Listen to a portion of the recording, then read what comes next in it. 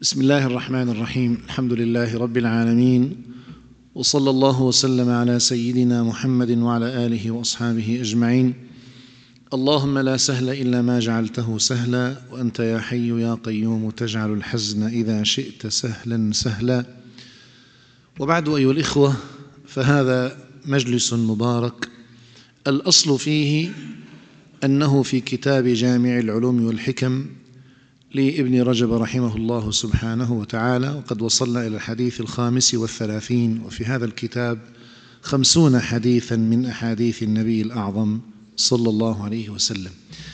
لكن مجلسنا اليوم سيكون في تأبين أخينا الراحل الكريم فضيلة الشيخ مصطفى محي الدين رحمه الله عز وجل، مؤذن هذا المسجد، وفي روحه وعلى نيته، وبعض ما يتعلق بأحكام الموت وما سمعناه من العلماء الأفذاذ الكرام في مجالس العزاء، وتقريضها والتعليق عليها، واستذكار هذا الأخ الفاضل الذي ترك بصمة طيبة وأثرا عظيما في هذا الحي وفي هذا المكان وفي هذا المسجد، وهنا في هذا المحراب، وأحيانا على هذا المنبر. وأسأل الله الذي جمعنا به في هذه الدنيا الفانية أن يجمعنا به في جنة عالية قطوفها دانية. الأمر الأول أيها الإخوة، الحقيقة الواضحة هي قول الله سبحانه وتعالى: وما جعلنا لبشر من قبلك الخلد أفإن مت فهم الخالدون كل نفس ذائقة الموت وإنما توفون أجوركم يوم القيامة فمن زحزح عن النار وأدخل الجنة فقد فاز وما الحياة الدنيا إلا متاع الغرور. وقوله عز وجل: وما محمد إلا رسول قد خلت من قبله الرسل أفإن مات أو قتل انقلبتم على أعقابكم. وقوله سبحانه وتعالى: إنك ميت وإنهم ميتون. هذه الحقيقة واضحة، وأن الله عز وجل كتبها على سيد الخلق وحبيب الحق رسول الله صلى الله عليه وسلم، وذاق المصطفى الموت. وحين دخل عبد الله بن أبي بكر رضي الله عز وجل عنهما على حجرة عائشة رضي الله عنها، وكان المصطفى عليه الصلاة والسلام ينازع سكرات الموت، تقول: فنظر إلى عبد الله ومعه السواك فجعل يشير إليه لا يستطيع أن يتكلم. تقول: فعلمت أن رسول الله يريد السواك فأخذته ولينته بريقي، فأخذه صلى الله عليه وسلم ثم جعل يستاك به، ثم جعل يقول: لا إله إلا الله ألا إن للموت لسكرات. كانت هذه، تقول عائشة، فكان آخر عهد النبي صلى الله عليه وسلم ريقي، من ريقها المبارك الطاهر رضي الله عنها وأرضاها. حقيقة ثم ودع النبي عليه الصلاة والسلام الدنيا، وجاءه جبريل يخيره ومعه ملك الموت يقول: ما استأذنت على بشر قبلك ولن أستأذن على بشر بعدك، إن الله أرسلني إليك وخيرك، إن أردت خلودا خلدك، وإن أردت لقاءه أراد لقاءك. وجعل المصطفى ينظر إلى جبريل وجبريل يشير إليه، وجعل المصطفى يقول: بل الرفيق الأعلى، بل الرفيق الأعلى. وكانت آخر كلماته من الدنيا تقول رضي الله عنها: مات رسول الله صلى الله عليه وسلم بين سحري ونحري. وقضى المصطفى عليه الصلاة والسلام، واستمرت الدنيا واستمرت الحياة، واستخلف الصديق ومات الصديق، واستخلف الفاروق ومات الفاروق، استشهد، واستخلف عثمان واستشهد، واستخلف علي، واستمرت الدنيا. إذن الحقيقة الأولى، وهذه يعني مجمع عليها، أننا راحلون بما فينا رسول الله، بل بما فينا جبريل عليه السلام. قال المفسرون في قوله تعالى: لمن الملك اليوم في غافر، قالوا: إذا أفنى الله الخلق قال: يا جبريل من بقي؟ قال: يا رب بقيت أنت وأنا وملك الموت وإسرافيل. لأن إسرافيل وظيفته النفخ في الصور. قال يا ملك الموت اقبض إسرافيل، لأنه له وظيفة وانتهت، وظيفته النفخ في الصور، فيقبض إسرافيل عليه السلام. ثم يقول من بقيه؟ يقول يا رب بقيت أنت وأنا وجبريل، فيقول اقبض جبريل، فيقبض ملك الموت جبريل. جبريل لم يره أحد من الخلق على خلقته الحقيقية إلا رسول الله، ورآه مرتين فقط. قال ربنا ولقد رآه نزلة أخرى عند سدرة المنتهى. يصفه لنا رسول الله يقول له 600 جناح، بين الجناح والجناح كما بين السماء والأرض. ومع ذلك يقبض جبريل. يا ملك الموت من بقي؟ يقول يا رب بقيت أنت وأنا. فيقبض الله ملك الموت، ثم ينادي لمن الملك اليوم؟ فلا يجيبه نبي مرسل ولا ملك مقرب، فيجيب الرحمن نفسه يقول لله الواحد القهار. موافقين على هذه الحقيقة؟ هل أحد يعترض؟ حقيقة هذه. الحقيقة الثانية أيها الإخوة أنه لا أحد من الخلق يحكم على أحد من الخلق أنه في جنة أو في نار إلا رسول الله صلى الله عليه وسلم، في خصوصية محددة حددها له رب العزة سبحانه وتعالى. نحن أمة لا تحكم على مصطفى محي الدين أنه في الجنة، ولا على سيدي أبو حسين الله يمد بعمره، ولا شيخنا الجليل الحبيب الشيخ أبو براء الله يمد بعمره ويعافيه، ولا أحد. لا أحد يستطيع أن يحكم على أحد أنه في جنة أو في، هذا بإيد مين؟ بإيد الله عز وجل. والخصوصية التي خصصها ربنا عز وجل للمصطفى ليست للجميع، وإنما للبعض، كما في حديث 10 المبشرين بالجنة. قال النبي صلى الله عليه وسلم أبو بكر في الجنة، عمر في الجنة، عثمان في الجنة، علي في الجنة، طلحة في الجنة، الزبير في الجنة، سعد في الجنة، سعيد بن زيد في الجنة، وعد 10 رسول الله صلى الله عليه وسلم. وكما في قوله صلى الله عليه وسلم عن الحسن والحسين أنهما ريحانتا شباب أهل الجنة. وكما في قوله عن خديجة الكبرى رضي الله عنها لما جاءته بكوب من اللبن سبقها جبريل يقول يا محمد هذه خديجة جاءتك بقدح لبن، فإن هي جاءتك فاقرأ عليها من الله السلام وبشرها ببيت في الجنة من قصب لا صخب فيه ولا وصب. فلما دخلت قال المصطفى ضعي ما في يدك يا خديجة، وفي إيه مثل ما وصفه جبريل. قال يا خديجة إن الله يقرئك السلام من جبريل، يعني جبريل جايب السلام من الله، ويبشرك ببيت في الجنة من قصب. شوف الفقه عند خديجة، قالت اللهم أنت السلام وعلى جبريل السلام وعليك يا رسول الله السلام. إذن هناك من بشر رسول الله بشرهم بالجنة في الدنيا. وكان يقول أيضا للرجل الذي جاء يسأل عن الصلاة والزكاة والصيام والحج وقال لا أزيد على هذا ولا أنقص، قال من أراد أن ينظر لرجل من أهل الجنة فلينظر إلى هذا. إذن هناك خصوصية، لكن ليس كل الخلق يعلمهم رسول الله أنهم في الجنة أم في النار، إنما بعض من خصهم ربنا سبحانه وتعالى بالوحي من طريق جبريل عليه السلام. فلا يستطيع أحد إذا مات له حبيب أو غال أن يقول هو في الجنة ولا هو وين؟ في النار. وقد مات عثمان بن مظعون، هذا من أوائل من أسلموا، من الرعيل الأول. فلما مات قالت امرأة هنيئا له الجنة، قال فنظر إليها رسول الله نظر المغضب وقال ويحك وما يدريك والله إني لرسول الله ولا أعلم ما يفعل ما بي ولا بكم. عثمان بن مظعون من الرعيل الأول، ومع ذلك لم يستطع رسول الله أن يحكم عليه. فلما قال فبكت النساء حتى بلت الخدر بلت أواعيها وجيوبها وثيابها أنه عثمان ابن مظعون والنبي لا يدري.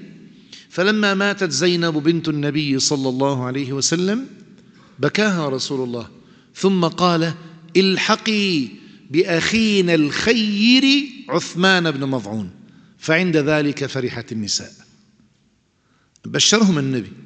لكن لا يستطيع رسول الله وهو المشافه بالوحي أن يحكم يقول فلان في الجنة وفلان في النار. هذه بإيد مين؟ سمعونا، هذه بيد الواحد الأحد عز وجل. اتفقنا؟ اتفقنا. إذن القاعدة الأولى في هذا المجلس أننا سنموت جميعا بنص القرآن. القاعدة الثانية: لا يستطيع أحد من الخلق مهما بلغت عمامته وعلمه وفقهه وتقواه وولايته أن يحكم على أحد يقول هذا في الجنة وهذا في النار، أيضا لا يستطيع، بهذه الأدلة التي ذكرتها لحضراتكم. بل إن امرأة قالت لرجل استشهد مع النبي عليه الصلاة والسلام، قالت: هنيئا له الجنة. أيضا غضب النبي عليه الصلاة والسلام وقال: وما يدريك لعله قال ما لا يعنيه أو كنز ما لا يغنيه، في رواية أو بخل بما لا يغنيه. شوف، هذول الذنبين قد يكونان عائقا من دخولك الجنة وأنت صحابي مع النبي. الأول أن تقول ما لا يعنيك، والثاني أن تبخل بما لا يغنيك. وحين جاء سهم في صدغ رجل كان يحرس متاع النبي عليه الصلاة والسلام فقيل: هنيئا له الجنة. يا لطيف، صحابي ومع النبي وعم يحرس متاعه، إذن كل المعطيات تقول أنه من أهل الجنة. فلما بلغ النبي ذلك قال: رأيته يعذب في النار بشملة غلها من الغنائم قبل أن توزع.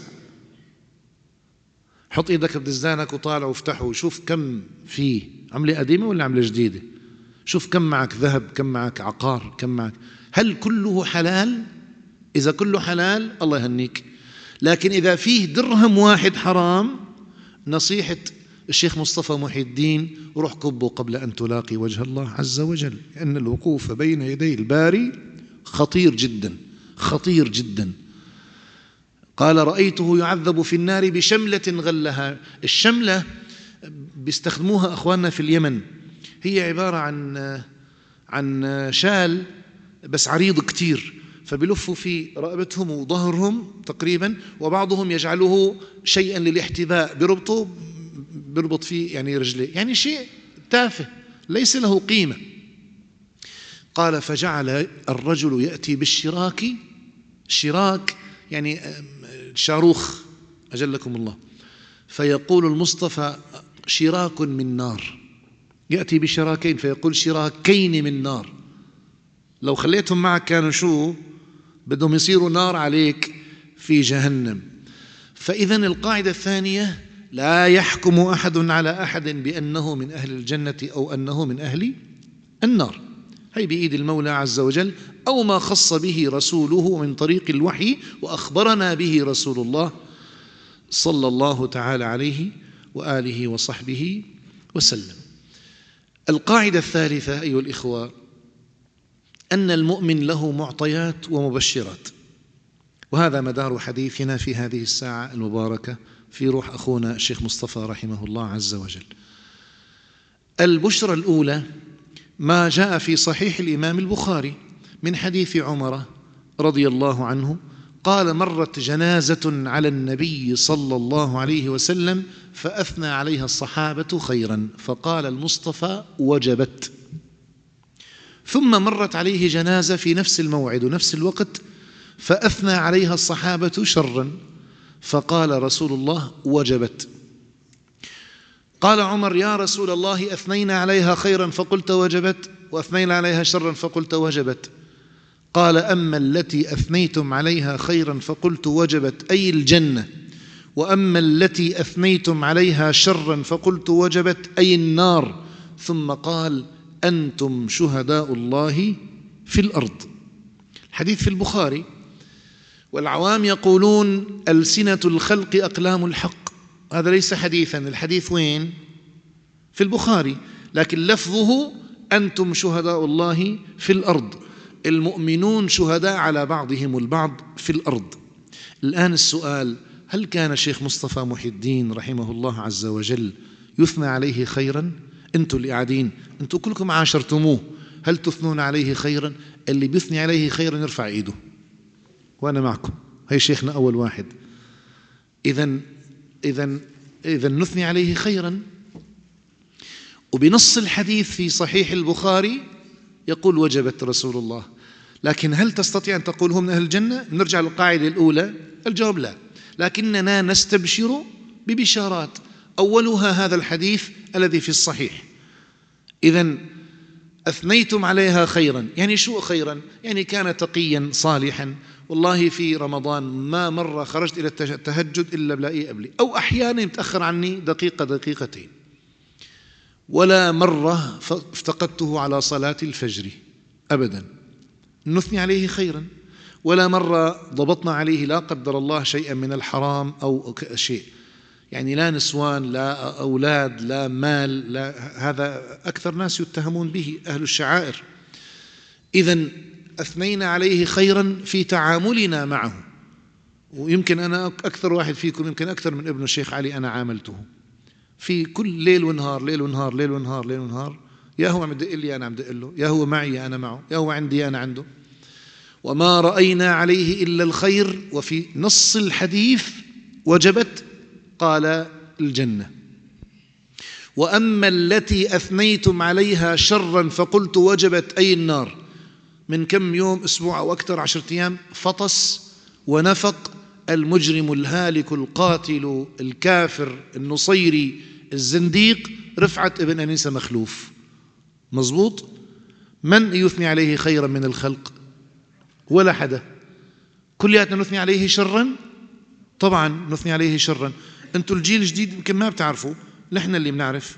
الجيل، نحن الذين أدركنا شره وكفره وتحديه لله عز وجل. إذن أثنيتم عليها شرا وجبت يعني النار، ثم قال أنتم شهداء الله في الأرض. إذن ما بنحكم، لكننا شو بنعمل؟ نستبشر. هذه البشارة الأولى. البشارة الثانية قوله صلى الله عليه وسلم: إذا أراد الله بعبده خيرا عسله أو عسله. وهذه كلمة جديدة على الصحابة. والمصطفى رسول الله صلى الله عليه وسلم هو سيد العربية، مع أن الصحابة عرب أقحاح، كلهم عرب أقحاح، ومع ذلك يأتيهم بكلمات غير ألف لام ميم وكاف يا عين صاد وحاميم وغيرها، يأتيهم بكلمات عربية بس ما بيعرفوها. مثل قوله يتكلم فيه الرويبضة.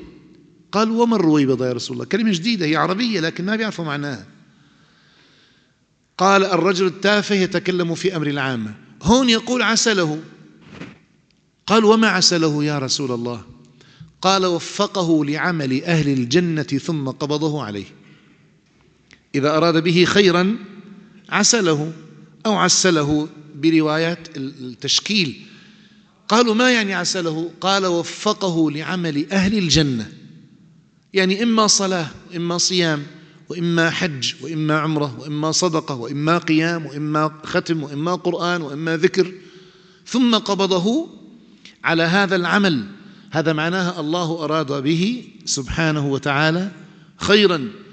اللي حصل معنا أيها الإخوة، كان يوم الأربعاء الماضي مثل بكرة، يعني بكرة بيصير لنا أسبوعين. في هذا اليوم سبحان الله تغير الرجل تغير كامل.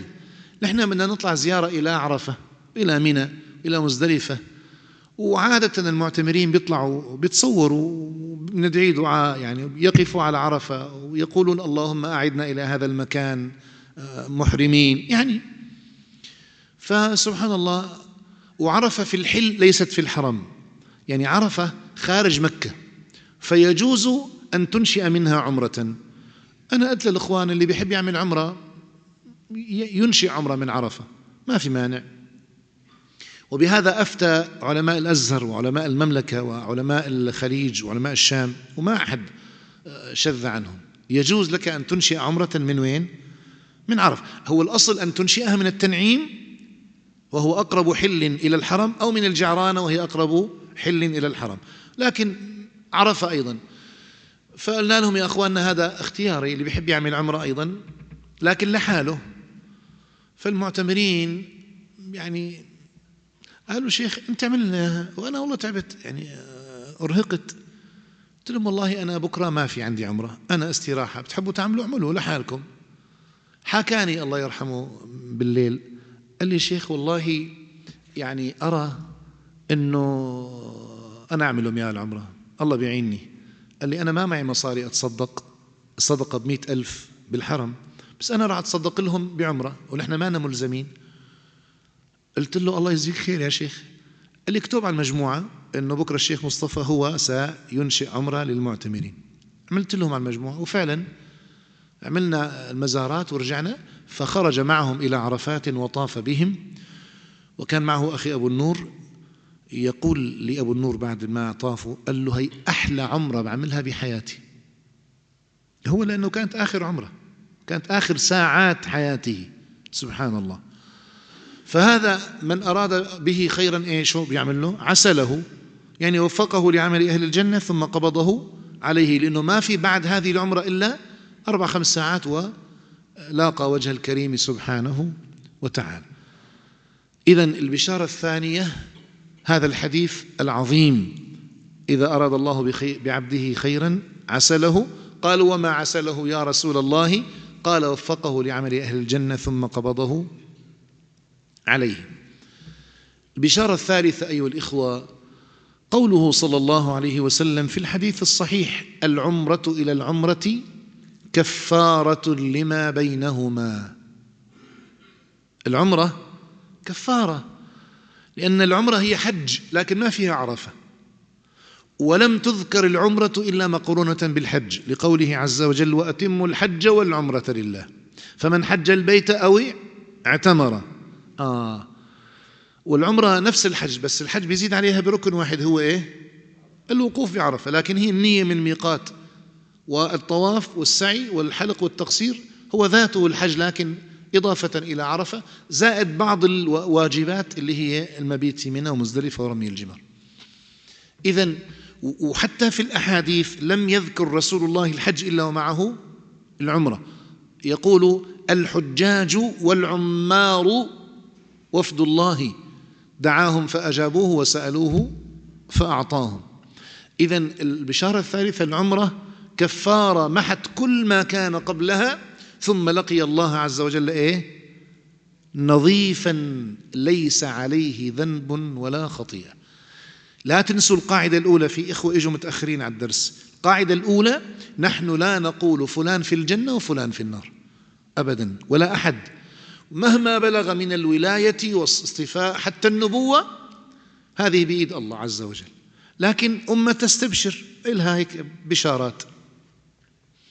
البشارة الرابعة أيها الإخوة أن أخوكم الشيخ مصطفى رحمه الله عز وجل في يوم الوفاة يوم الأربعاء،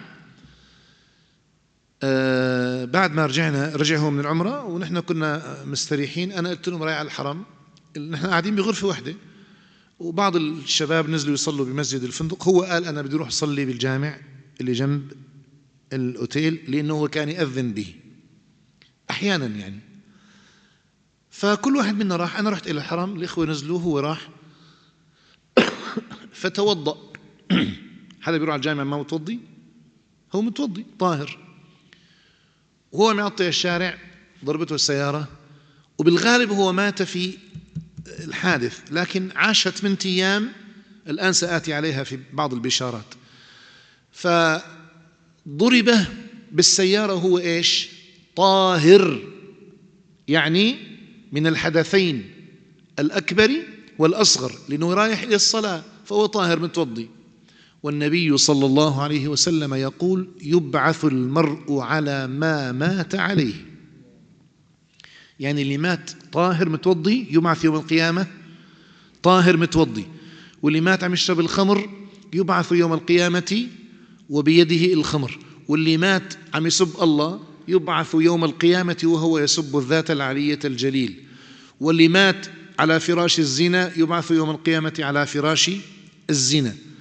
ودليله أن النبي عليه الصلاة والسلام في حجة الوداع مات بعض أصحابه ممن كان محرما، وقع عن الناقة فوقصته فمات، فلما أخبروا رسول الله، سمعونا الصلاة على النبي، قال غسلوه ولا تعطروه فإنه يبعث يوم القيامة ملبيا. هذا دليل أنه يبعث على ما مات عليه، بيطلع من قبره يقول لبيك اللهم لبيك. يا سلام، معناها اللي بيموت متوضي بيبعث إيش؟ متوضي. لذلك أنا قلت لكم يا أيها الإخوة في أكثر الدروس، هذا الكلام إلي مش بس إلكم، لا تنام إلا وأنت متوضي، رجاء رجاء رجاء حارا. وهي أول مرة بتتعذب، ثاني مرة، ثالث مرة، رابع مرة، بعدين بتصير عندك عادة ما بتنام إلا شو؟ متوضي. ليه؟ لأن النبي صلى الله عليه وسلم يقول من نام على طهارة جعل الله في دثاره ملكا يقول اللهم اغفر له اللهم ارحمه فإنه بات طاهرا. شوف هالعطاء، بس أخونا راح توضأ وجنام. هلأ أول مرة أحمد بتحسها صعبة، ثاني مرة، ثالث مرة، رابع، بعدين بتصير عندك عادة ما عاد ينام إلا طاهر متوضي. وتحت الإحرام تبعك مين فيه؟ ملك، وهذا الملك يقول عم يدعي لك، ودعاء الملك يا ترى مستجاب ولا ما مستجاب؟ ليش مستجاب؟ لأنهم ما عصوا الله عز وجل، لأن الملائكة لا يعصون الله ما أمرهم ويفعلون ما يؤمرون، فدعاء الملائكة مستجاب. توضأ ونام رجاء. أخونا الشيخ رحمه الله عز وجل توضأ وراح إلى الصلاة فمات طاهرا، ويلقى الله عز وجل يوم القيامة متوضي طاهرا. هذه بشارة ولا ليست؟ هذا من أعظم البشارات أيها الإخوة. بشارة الرابعة أو الخامسة، أنتم عدوا أنا ما راح أعد لأنها بشارات كثيرة جدا. قال النبي صلى الله عليه وسلم والعبد في صلاة ما انتظر الصلاة. يعني هلا نحن شو عم نساوي قاعدين بالدرس؟ نحن في صلاة. أحيانا بيجي العبد من برا بيصلي تحية المسجد وفي ربع ساعة للإقامة بيقعد يستغفر الله، يذكر الله، يقرأ قرآن. هو إيه؟ هو في صلاة، لأنه عم يستنى، عم ينتظر الصلاة، فهو في صلاة ما انتظر الصلاة. الحديث في صحيح مسلم.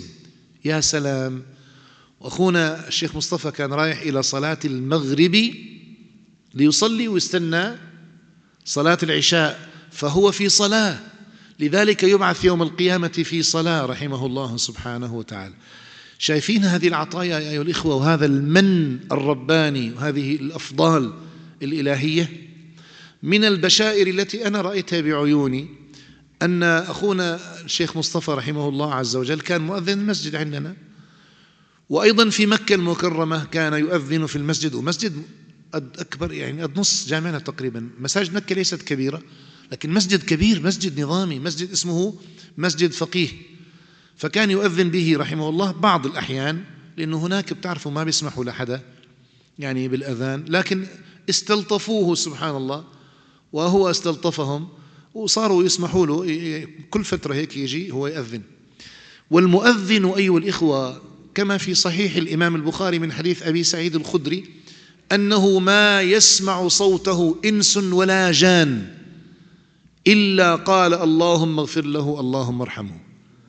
المؤذن أينما يبلغ صوته يستغفر له كل من يسمع صوت المؤذن من الإنس ومن الجان. ولذلك يقول عنهم سيد الخلق أنهم أطول الناس أعناقا يوم القيامة. قال في رحلة المعراج يا بلال سمعت لنعليك خشخشة تحت العرش فبما سبقتنا. المؤذن يسبق الإمام في الإقامة، أول شيء في الأذان، ويسبقه في الإقامة. قال يا رسول الله ما أحدثت إلا توضأت ولا توضأت إلا صليت ركعتين. قالوا وسبق بلال المصطفى ليس سبق تفضيل فهو أفضل الخلق رسول الله، لكنه سبق المؤذن للإمام. شيخنا الله يرحمه شيخ مصطفى كان مؤذنا وهو أطول الناس أعناقا، ولا يبلغ صوته مكانا إلا واستغفر له من سمعه من الإنس والجن وخلق الله سبحانه وتعالى. أنا أقول هذا يا أخواننا، الشيخ الله يرحمه مات والآن هو في قبره، وأحب بأهله إليه لا يستطيع أن يفتح عليه القبر الآن لأنه دود وروايح. أخبرتني الحجة من فترة توفي بعض الإخوة من معرفنا وأنا في العمرة، لكنه رحمه الله ما كان في حدا عنده في البيت، وكان كبير ختيار فتوفى وما حدا دري فيه. بعد 4 أيام من طلعت ريحة الحارة كلها، خلعوا الباب عليه وإذ به متنفخ ومتفسخ، وما حسنوا يغسلوه وهيك لملموه رحمه الله سبحانه وتعالى. فتحسن شيخ علي تفتح القبر على أبوك اليوم؟ ما بتستطيع، لا أنت ولا أنا، لأن ريحته، لأنه هي جثة وفيها من الفضلات والدود والدم واللحم. إذن أطول الناس أعناقا وأقربهم وأكثرهم ذكرا لله عز وجل. والنبي عليه الصلاة والسلام فسر لنا الآية التي فصلت في قوله عز وجل: ومن أحسن قولا ممن دعا إلى الله وعمل صالحا، أنهم المؤذنون، هم دعاة الإسلام. المؤذنون هم الذين ينادون للصلاة: الله أكبر الله أكبر، هذا دعا إلى الله. طبعا المعنى أوسع وأشمل، لكن هذا يخص المؤذنين الذين ينادون على الصلاة: حي على الصلاة، حي على الفلاح. وهذا لا تنتطح فيه عنزتان، أن المؤذنون أطول الناس أعناقا. والنبي، سمعونا الصلاة على النبي، يقول: اللهم اغفر للمؤذنين وارحم الأئمة، أظن هذا اللفظ.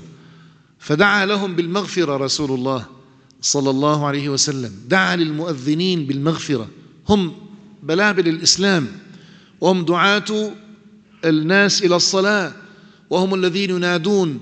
واللي ما بيعرف وظيفة الأذان، وظيفة الأذان يا أخواننا أسر، المؤذن أسير الإسلام.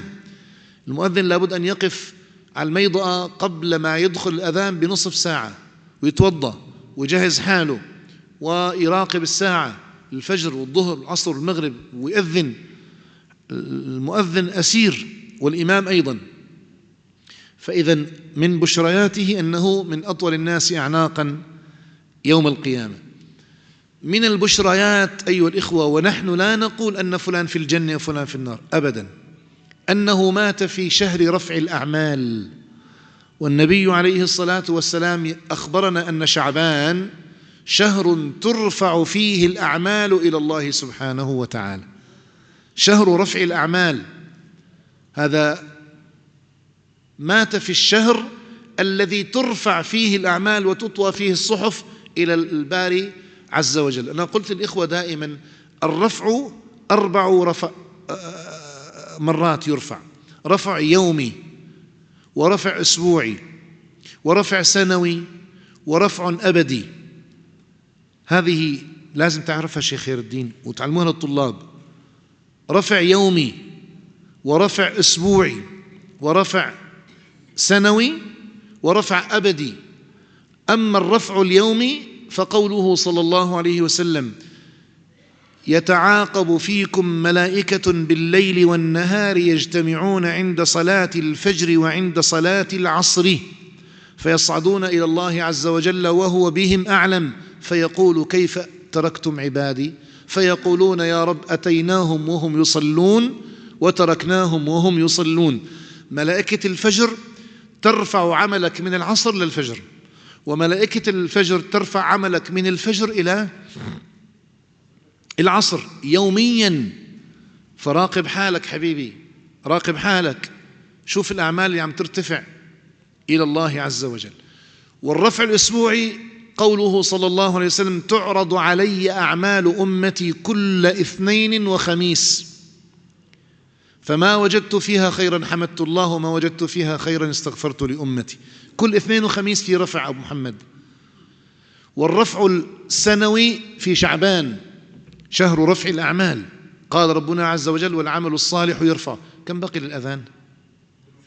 ثلث ساعة. الله يبارك لنا فيها يا رب، لأنه عندي لسه كثير. طيب، قالوا والرفع السنوي هو رفع شعبان. كل شعبان دكتور كرم أعمالنا تنكتب، تنحط بصحيفة بكتاب، بيتغلف ويرفع إلى الله عز وجل.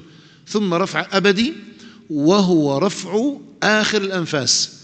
لما بيطلع آخر نفس الملائكة تطوي الصحف وتصعد بها إلى الله سبحانه وتعالى، فيوضع كتاب أخونا الشيخ حسن في خزانة تحت العرش، محفوظ بأمانة الله لا يمس إلى يوم القيامة، فتهب عليه ريح فتحمل كل كتاب فتجعله في يد صاحبه.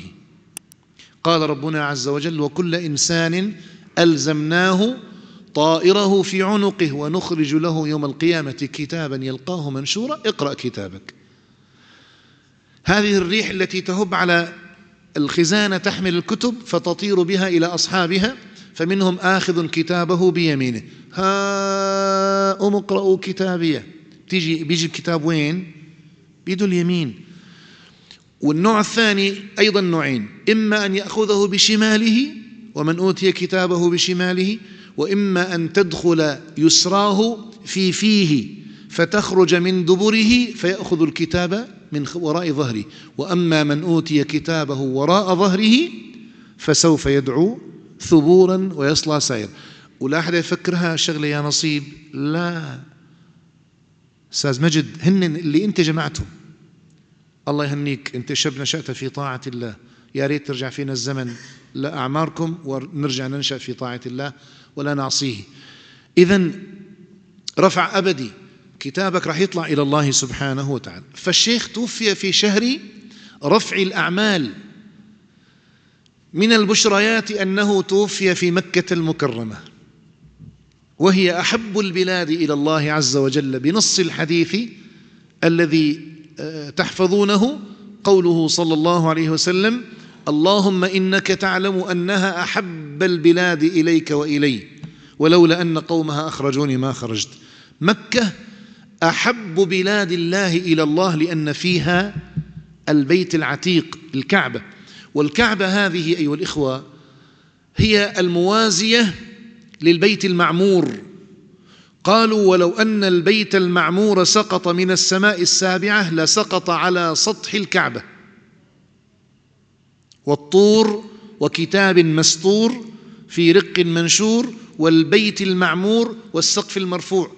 وهذا البيت المعمور الذي يواجه الكعبة يوازيها يطوفه كل يوم 70,000 ملك، فإذا طافوا به دخلوا إليه ولا يخرجون إلى يوم القيامة. شوف كم 70,000 ملك فيه. هذا لو سقط لسقط وين؟ على ظهر وسطح الكعبة. مكة ليست كغيرها من البلدان، الحسنة فيها ب100,000. بنتي الصغيرة تقول لي بابا 8 أيام والشيخ في العناية المشددة لم تكتب عليه سيئة واحدة. صح، لأنه هو يعني ميت دماغيا كان، لكن الحسنات كانت تجري عليه أنهارا، لأن الحسنة في مكة ب100,000. والمشفى التي قضى فيها رحمه الله هي داخل حدود الحرم، بل هي بعيدة 4.5 كيلو عن الحرم. فهو كان في يعني أنهار من 100,000 الحسنات، لأنه الصدقة ب100,000 والركعة ب100,000 والصلاة ب100,000 والتسبيح ب100,000 والمرض ب100,000. من البشريات أيها الإخوة التي نالت أخونا الشيخ رحمه الله سبحانه وتعالى أنه مات شهيدا. والشهيد ليس فقط الذي يقضي على أرض المعركة. المصطفى يسأل أصحابه يقول: ما تعدون الشهيد فيكم؟ قالوا: من قتل في سبيل الله يا رسول الله. قال: إذن شهداء أمتي قليل. ثم قال: المبطون شهيد، والمطعون شهيد، والغريق شهيد، والحريق شهيد، وصاحب الهدم شهيد. المبطون الذي يموت بمرض البطن، والمطعون الذي يموت بمرض الطاعون، أو جائحة تكون مثل كورونا، مثل الكوليرا، مثل غيرها. والحريق والغريق شهيد، والحريق شهيد، وصاحب الهدم يعني الذي يقع عليه هدم، وهذا شيخنا منهم لأنه وقعت عليه السيارة، والسيارة بمثابة الهدم، ومات غريبا، مات في مكة وولد في حوش عرب. مو أبوك بحوش عرب ولد؟ وإذا مات العبد في بلد بعيدة قيس ما بين موته ومولده، ثم غفر الله له بكل هذه المسافة التي مات فيها. ثم إن الشيخ رحمه الله سبحانه وتعالى أيها الإخوة مات على لا إله إلا الله، لأنه الصبح كان يقول لبيك اللهم لبيك، وبالطواف كان يقول لهم قولوا لا إله إلا الله، المعتمرين يقولوا لا إله إلا الله. والمصطفى عليه الصلاة والسلام يقول من مات على لا إله إلا الله دخل الجنة. إذن الناس اللي ما حضروا أول المحاضرة، ما في أحد من الأمة عالم أو شيخ أو مفتي أو ولي يحكم على أحد أنهم من أهل الجنة أو من أهل النار، لا ندري، الأمر إلى الله. لكن هذه بشريات تحيط بالميت، فنستبشر به بإذن الله سبحانه وتعالى خيرا. أيها الإخوة، من أعظم البشريات التي أعطيت لهذا الرجل رحمه الله سبحانه وتعالى أنه جاء رقما وغادر الدنيا رقما. شلون يعني شيخنا؟ يعني عداد الكهرباء هذا اللي عندك في البيت، العدادات القديمة اللي بتذكروها، اللي كان بتذكرها المنويل اللي بتعمل تمشي قبل ما تيجي العدادات، هذا العداد المنويل أنت لو مطفي كل الجامع العداد ساكت ما عاد يتحرك، لو شغلت لمبة تحرك شوي، لو شغلت مكيف تحرك أكثر، لو شغلت آذان بصير يركض.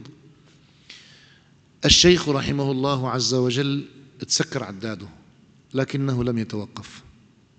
السبب أن الشيخ ترك أسرة، أنا اللي بعرفها، ترك أسرة نموذجية، أسرة رائعة، أسرة قرآن. ترك ابنه الأكبر شيخا حافظا مجازا أديبا أريبا، واللي بعده أيضا عبادة الله يرضى عليه، واللي بعده عبد الرحمن الله يرضى عليه، وبنتين أيضا حافظتين لكتاب الله سبحانه وتعالى. إذن هذا العداد يا أخواننا هذا لا يقف، هذا رح يضل شغال. كلما صلى هؤلاء ركعة بغير الفريضة كتبت في صحيفة الشيخ مصطفى، وكلما ختموا كتبت في صحيفة الشيخ مصطفى، كلما أذن ابن أذانا بصحيفة أبوه، وكلما ذكر الله عز وجل في صحيفة أبوه. بل إن الشيخ يلبس كما في حديث رسول الله تاجا من نور يوم القيامة نوره أضوأ من نور الشمس، لأنه ابنه حفظه القرآن الكريم. كل هذه البشارات أيها الإخوة والوقت يستدركنا وما نستطيع أن نؤدي هذا الأخ حقه. وأنا جاورته، وأنتم بتعرفوا جاورته بالبيت، ساكنين سوا بالجامع ليل نهار سوا. الشيخ مصطفى أيها الإخوة كان بالمالية موظف قبل ما يروح للأوقاف، وما أدراك ما المالية. يعني مع احترامنا لكل الموظفين، قد يتوظف واحد مالية سنة سنتين ثلاثة بيصير عنده فيلا ومصاري وسيارات وعقارات، لكن الشيخ فقير الحال. سألت حالك ليش؟ لأنه نظيف، لأنه عفيف، لأنه بعيد عن الحرام. قال لي في مجالس خاصة أنه كانت تعرض عليه الرشاوى بمئات الآلاف، هذا الكلام قبل 2000، مو هيك أخي محمد؟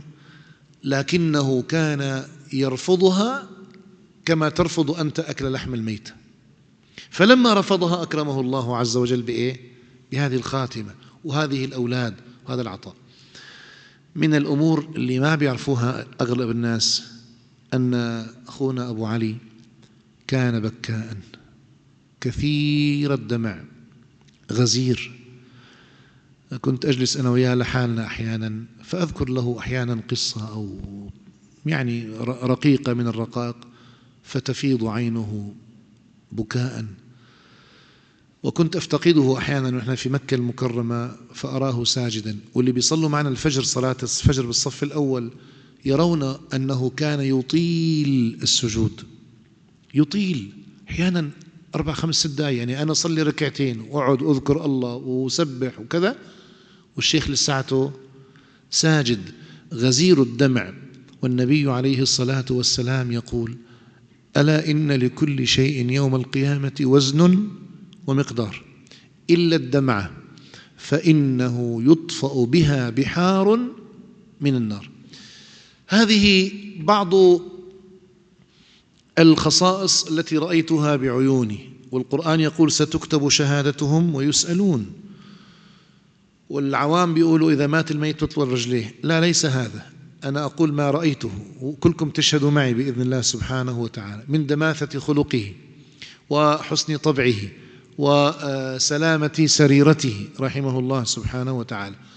والآن أفضى إلى ما قدم، وقد كافأه ربنا عز وجل بهذه الخاتمة التي مثل ما كتب أخونا ابن الشيخ علي، يقول له: كيف رتبت رحلتك الأخيرة؟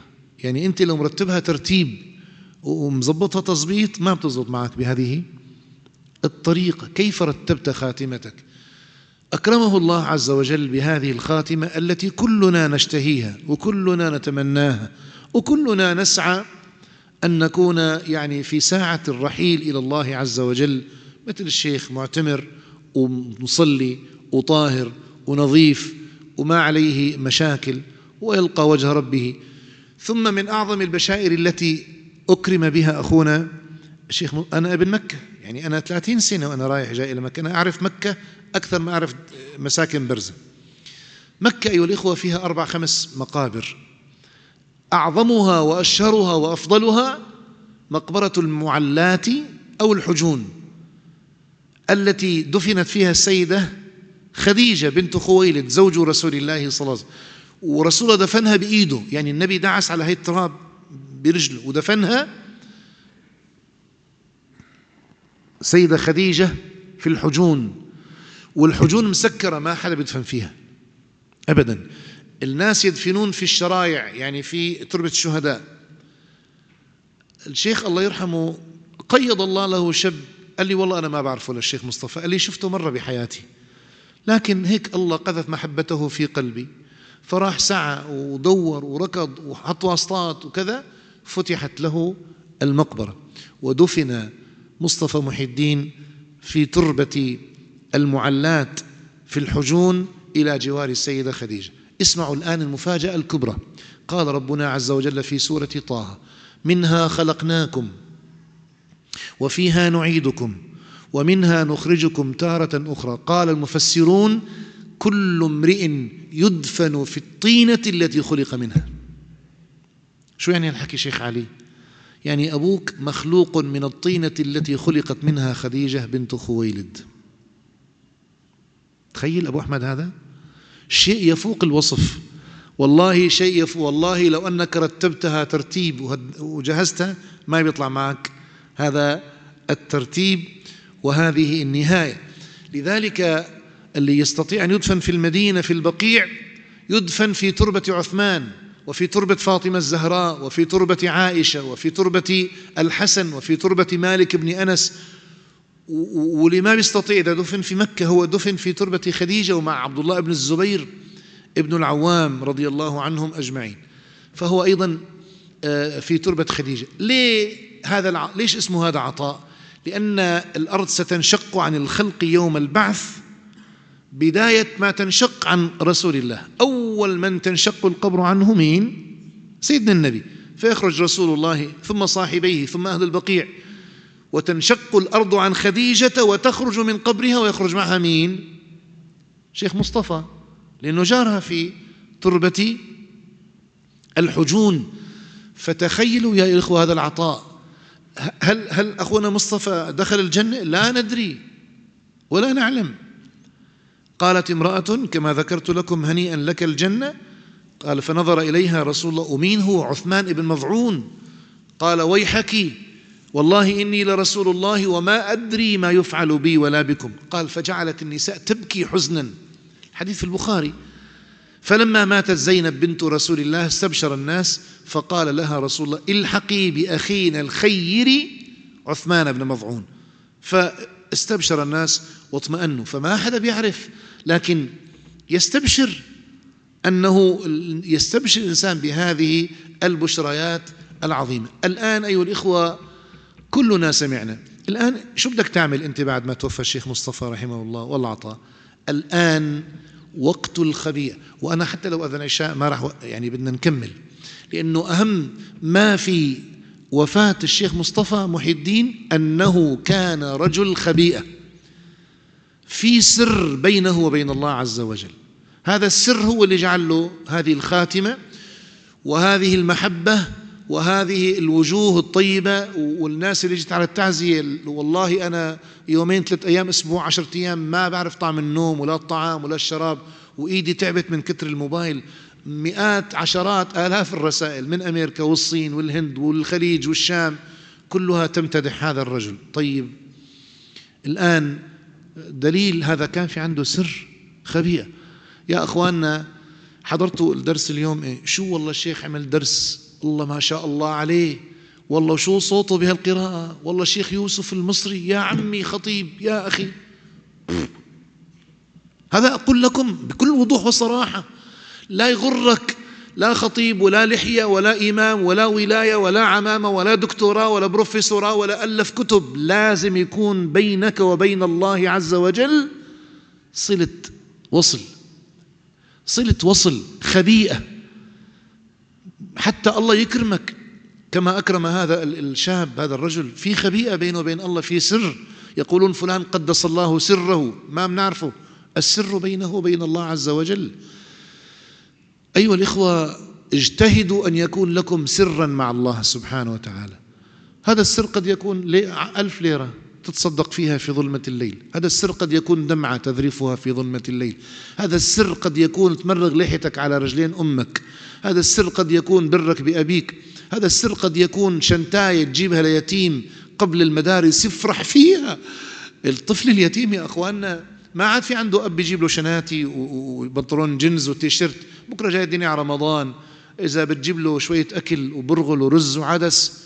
والله في أخت أرملة أعرفها، كان في أخ مات رحمه الله، مات بالأحداث، كان يأخذ لها كل شهر مونة على بيتها، ويقول لها أنه نحن من جماعة الإحصاء وكذا، يعني مشان ما تعرفوا، ويحط لها ورا الباب. قالت لي مرة هذه الأرملة، قالت لي والله يا شيخ لما بيجي لعنا هذا الرجل مرة بيروح هو مرة بعتهم مع واحدة تانية، قالت لي بفتح الخرستين المطبخ وبشوف الرز والسمن والعدس والبرغل، قالت لي والله العظيم دموعي بيضلوا يهروا مني هر وأنا أدعو له. هي لا تعرفه ومات هذا الرجل. خبيئة هي بينه وبين الله سبحانه وتعالى. قد تكون الخبيئة ختمة بينك وبين الله ما حدا بيعرف فيها، لا مرتك ولا ابنك ولا بنتك ولا خالك ولا عمك ولا زوجتك. قال لي بعض الإخوة، قال لي والله يا شيخ أعرف أخا إذا وضع رأسه على مخدة النوم بللها بالدموع وزوجته جنبه وما بتعرف هذا السر. في بعض المغازي كان قائد الجيش محمد بن مسلمة القائد الأموي الشهير العظيم، هذا كان أميرا ترك الخلافة والإمارة وراح في الجهاد. استعصى عليهم حصن وما كان يفتح الحصن. واحد من الجنود تلثم وقال لهم حطوني في المنجنيق واقذفوني، فإذا وقعت داخل السور فإذا مت فأنا خلاص ميت، وإذا الله أحياني أنا أنقب لكم السور. حطوه قذفوه وزتوه وما مات، فنقب في السور نقبا، دخل منه 1 2 4 7، كسروا السور، فتحوا الباب، دخل الناس، فتحوا الحصن. ثاني يوم وقف محمد بن مسلمة يقول ليقم صاحب النقب حتى نكافئه، ما طلع. ثاني يوم صاحب النقب ما طلع. ثالث يوم بعدين قال محمد بن مسلمة، وكان محبوبا أميرا، قال أقسمت عليه بحقي بالإمارة أن يقوم. فقام الرجل ودخل الخيمة، قال يا محمد أنا أخبرك عن صاحب النقب، لكن له عندك 3 شروط. تعطيني الأمان أخبرك عنه، أنا بعرفه. قال عليك الأمان. قال له أول شرط ألا تسأله عن اسمه، وثاني شرط ألا تكافئه، وثالث شرط ألا تأمره أن يميط اللثام عن نفسه عن وجهه، أنا صاحب النقب.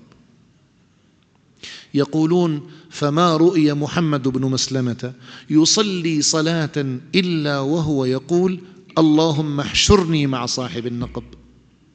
خبيئة هي، بده الله، ما بده لا رتب ولا مناصب ولا صوروني ولا طالعوني ولا أعطوني ولا قدموني، هو بده الله، بده شيء ينجيه يوم الوقوف بين يدي الباري سبحانه وتعالى. أخونا الشيخ مصطفى يبدو أنه كان له خبيئة عند الله سبحانه وتعالى، سر ما بيعرفه ابنه ولا أنا ولا زوجته ولا أولاده، شيء بينه وبين الله عز وجل، حتى من الله عليه بهذه العطايا. الآن يا أخواننا السؤال، هل بينك وبين الله سر؟ هل اشتغلت على ساعة الرحيل إلى الله عز وجل؟ هل جهزت حتى تكون ساعة رحيلك إلى الله عز وجل، المصطفى يقول كالغائب يقدم على أهله؟ ولا مثل حكايتي عايشين هالدنيا سياسة ورياضة ومصاري وبيوت وبيع وشراء؟ الرحيل أيها الإخوة درس. رحيل شيخنا أخونا وحبيبنا ومؤذننا شيخ مصطفى رحمه الله عز وجل هو درس إلنا كلنا، حتى نتجهز لما ذهب هو إليه، ولما أكرمه الله سبحانه وتعالى به، ولما من الله عز وجل على هذا الرجل به. أسأل الله أن يجمعنا به في مقعد صدق عند مليك مقتدر، وأسأل الله العلي القدير أن تكون صحبتنا معه في هذه السنين صحبة محبة في الله. شيخ نورس المصطفى يقول في حديث الشهير واللي كلياتكم تحفظونه: 7 يظلهم الله في ظله يوم لا ظل إلا ظله، ورجلان تحابا في الله اجتمعا عليه وتفرقا عليه. نحن اجتمعنا، ليس بيننا وبين الشيخ لا مال ولا نسب ولا تجارة ولا بيع ولا شراء، اللي كان بيننا وبينه إيه؟ المسجد ودورات القرآن والأخوة في الله والدعوة والرسالة. وبالمقابل تأتي ليلة النصف من شعبان فيغفر الله عز وجل لكل خلقه إلا لمشاحن قلبه أسود، هيك يعني مشاحن بغيض مبغض، هيك حاط العقدة هيك وماشي. يا حبيبي ولا تمشي في الأرض مرحا، ليه؟ إنك لن تخرق الأرض. شفت واحد بيمشي هو عم يشق الأرض؟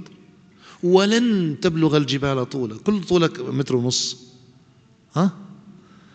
المؤمن هين لين يألف ويؤلف، ولا خير في من لا يألف ولا يؤلف. إذا ما الناس بيحبوك وأنت بتحب الناس، ما عندك دين.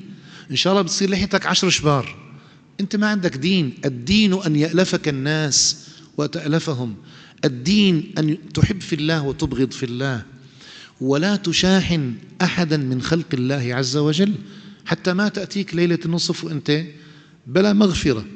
بينما أخونا الشيخ رحمه الله عز وجل رأينا من محبة الناس له ما رأيتم بعيونكم. اجتهدوا يا أخواننا، أنتم يا شباب اجتهدوا أن تزرعوا مشان لحظة الرحيل إلى الله سبحانه وتعالى. ولا أحد يقول أنا ساعتني شاب، لا لا لا لا، الموت لا يعرف شابا ولا شيخا ولا مريضا. ليش؟ هل كان يعلم الشيخ مصطفى حين سافرنا وركبنا بالباصات، هل كان يعلم أنه لن يعود؟ ما بيعرف. هل كان مريضا؟ الجواب لا. هل كان يغسل كلى، عنده ضغط، ما عنده أي مرض، لكن الله كتب له هذه الخاتمة. إذن يا أيها الإخوة، هذه بشائر ذكرتها لحضراتكم، هي ليست فقط لأخونا الشيخ الله يرحمه أبو علي، لكنها إلك وإلي، أن نجتهد أن تكون لنا خبيئة عند الله عز وجل، أن نجتهد أن نقضي أيامنا في طاعة الله سبحانه وتعالى. واعلم وتيقن أن الموت آتيك في ساعة أنت لا تعرفها ولا تدركها ولم تخطط لها. فجأة بيقولوا مين مات؟ رحمه الله سبحانه وتعالى. اللهم ارحم ضعفنا وقلة حيلتنا، واجعل وفادتنا عليك خير وفادة يا أكرم الأكرمين، فإنا فقراء وأنت الغني، وإنا ضعفاء وأنت القوي، وإنا جاهلون وأنت العليم الحليم الخبير. اللهم بلغنا رمضان على أتم ما يرضيك عنا، ثابتين على العهد لا فاقدين ولا مفقودين يا أكرم الأكرمين ويا أرحم الراحمين. اجعل أخونا شيخ مصطفى في روح وريحان وأمن وأمان، وكن عنه وعليه راض ولا تكن عليه غضبان يا أكرم الأكرمين ويا أرحم الراحمين. جمعتنا به في بيتك فاجمعنا به في الجنة، وجمعتنا به في مكة فاجمعنا به على الحوض، وسقيتنا وإياه زمزم فاسقنا وإياه من حوض المصطفى صلى الله عليه وسلم. اللهم يا أكرم من سئل ويا خير من أعطى، يا من لا يعجزه سؤال السائلين ولا تعجزه حاجات الطالبين، اختم لنا بخاتمة الحسنى أجمعين، واجعل رحيلنا إليك رحيل المحب يقدم على حبيبه. اللهم آمين آمين. وصلى الله على نبينا محمد وعلى آله وأصحابه، والحمد لله رب العالمين. نحن رح نصلي الفرض ثم نصلي السنة ركعتين، ثم نجتمع هنا في المحراب حوالي بعضنا، خصوصي إخواننا اللي مشرفين بدورات القرآن بمعية شيخنا الشيخ أبو براء وأخونا أستاذ نورس الشيخ حسن، ونقرأ ختمة لفقيدنا رحمه الله سبحانه وتعالى مع أخونا أبو أحمد والعم أبو باسل وإخوانه وأقرباؤه وأنسباؤه. نقرأ ختمات ونهبها لروحه إن شاء الله سبحانه وتعالى، ذلك بعد صلاة السنة إن شاء الله عز وجل. أثابنا وأثابكم الله.